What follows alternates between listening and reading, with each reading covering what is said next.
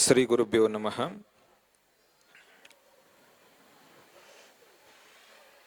ಇಳಿಗಿಂದ ಮೊಳಕೆ ಬಗೆ ಬಂದು ತಮಟೆಗಳಿಲ್ಲ, ಪಲ್ಲಮಾಗು ತುತ್ತೂರಿ ದನಿ ಇಲ್ಲ, ಬೆಳಕೀವ ಸೂರ್ಯ ಚಂದ್ರರದೊಂದು ಸದ್ದಿಲ್ಲ, ಹೊಲಿನಿನ್ನ ತುಟಿಗಳನ್ನು ಮಂಕುತಿಮ್ಮ. ಯಾದೇವಿ ಸರ್ವಭೂತೇಷು ಮಾತ್ರ ರೂಪೇಣ ಸಂಸ್ಥಿತ, ನಮಸ್ತಸ್ಸೈ ನಮಸ್ತಸ್ಸೈ ನಮಸ್ತಸ್ಸೈ ನಮೋ ನಮಃ. ಪ್ರಪ್ರಥಮದಲ್ಲಿ ಭಾರತ ದೇಶವನ್ನು ಶ್ರೀಮಂತಗೊಳಿಸಿದಂಥ ಎಲ್ಲ ದಿವ್ಯ ಸನಾತನರಲ್ಲಿ, ತಾಯಿ ಭಾರತಿಯಲ್ಲಿ ಅತ್ಯಂತ ಭಕ್ತಿಯಿಂದ ಶ್ರದ್ಧೆಯಿಂದ ದೀರ್ಘದಂಡ ಪ್ರಣಾಮಗಳನ್ನು ಸಮರ್ಪಣೆ ಮಾಡಿ, ಎನ್ನ ಗುರುಗಳಲ್ಲಿ ಎನ್ನ ಸದ್ಗುರುನಾಥನಲ್ಲಿ ಎನ್ನ ಶಿರವನ್ನಿರಿಸಿ LMGS ಶಾಲೆಯ 30ನೇ ಶಾಲಾ ವಾರ್ಷಿಕೋತ್ಸವದ ಈ ವೇದಿಕೆ ಮೇಲೆ ಮುಖ್ಯ ಅತಿಥಿಗಳಾಗಿ ಆಸೀನರಾಗಿರುವಂತಹ ಆತ್ಮೀಯರು, ಕ್ರಿಯಾಶೀಲರು,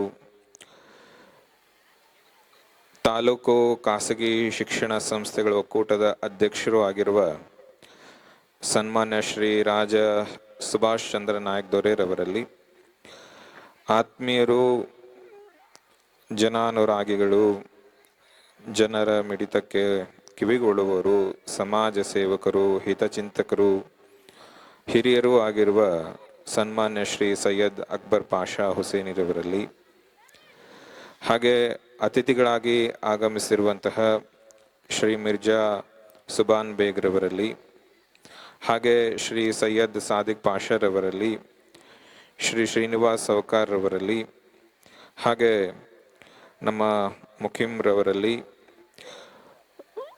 ಉಳಿದ ಎಲ್ಲ ಹಿರಿಯರಲ್ಲಿ, ಈ ಶಾಲೆಯ ಕೇಂದ್ರ ಬಿಂದುಗಳು, ಈ ಶಾಲೆಯನ್ನು ಅತ್ಯಂತ ಸರಿದಾರಿಯಲ್ಲಿ ಮುನ್ನಡೆಸಿಕೊಂಡು ಸಾವಿರಾರು ವಿದ್ಯಾರ್ಥಿಗಳಿಗೆ ಶಿಕ್ಷಣವನ್ನು, ಬದುಕನ್ನು ಕಟ್ಟಿಕೊಡ್ತಾ ಇರುವಂತಹ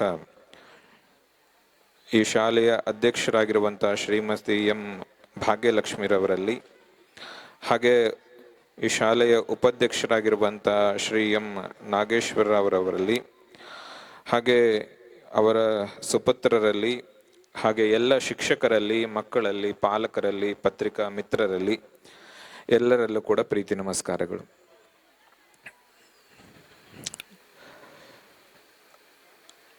ಅದೊಂದು ಭಕ್ತಿ ಮೂಮೆಂಟ್ ನಡೆದಿತ್ತು ಅವಾಗ. ಆ ಸಂದರ್ಭದಲ್ಲಿ ಸಮರ್ಥ ರಾಮದಾಸರಂತ ಇದ್ರು. ಸಮರ್ಥ ರಾಮದಾಸರು ಒಂದು ದಿನ ಒಬ್ರು ಮನೆಗೆ ಭಿಕ್ಷಕ್ಕೆ ಹೋಗ್ತಾರೆ. ಒಂದು ದಿನ ಒಬ್ರು ಮನೆಗೆ ಭಿಕ್ಷಕ್ಕೆ ಹೋಗ್ತಾಳೆ. ಗಂಡ ಆಗ್ಲೇ ಹೊಲಕ್ಕೆ ಹೋಗ್ಬಿಟ್ಟಿರ್ತಾನೆ, ಹೆಂಡತಿ ಕೆಲಸ ಮಾಡ್ತಿರ್ತಾಳೆ. ಇವ್ರು ಹೋಗಿ ಭಿಕ್ಷಾಂದೇಹಿ ಅಂತಾರೆ. ಆ ತಾಯಿ ಶ್ರೀಮಂತಳಾಗಿದ್ರು ಕೂಡ ಇವತ್ತು ಭಿಕ್ಷೆ ಇಲ್ಲ ಸ್ವಾಮಿಗಳೇ, ಮುಂದೆ ಹೋಗ್ರಿ ಅಂತ ಹೇಳ್ತಾಳೆ ಆಕೆ.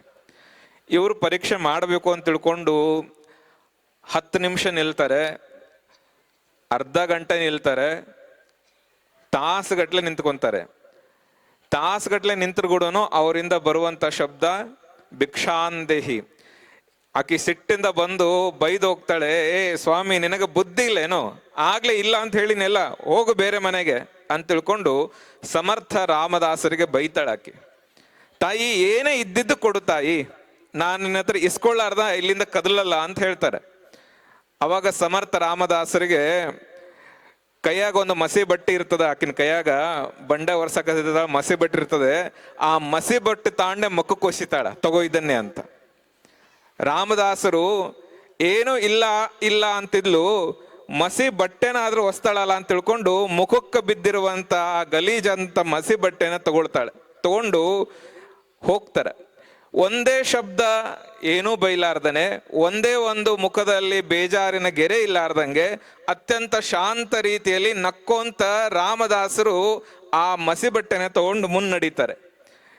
ಆಕೆಗೆ ಒಂಥರ ಖೇದ ಆಗ್ತದ, ರಿಗ್ರೆಟ್ ಫೀಲ್ ಆಗ್ತಾಳ.